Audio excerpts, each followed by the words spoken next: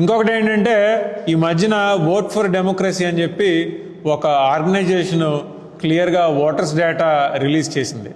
అందులో 12.54% 6 o'clock దాటిన తర్వాత 12.54% ఓట్స్ యాడ్ అయినాయి ఓటింగ్ డేటాకి ఆంధ్రప్రదేశ్లో అని చెప్పింది.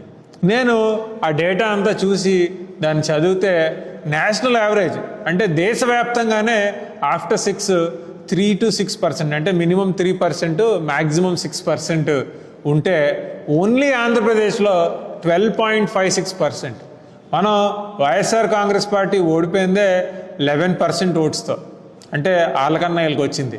అందుకనే వీళ్ళు 12.54% యాడ్ చేసుకున్నారు. లేదంటే ఖచ్చితంగా వైఎస్ఆర్ కాంగ్రెస్ పార్టీ కొట్టేద్దును లాస్ట్ ఎలక్షన్. కాబట్టి ఇది మోసపూరితంగా వాళ్ళు నగ్గారని నేను ఖచ్చితంగా నమ్ముతున్నాను.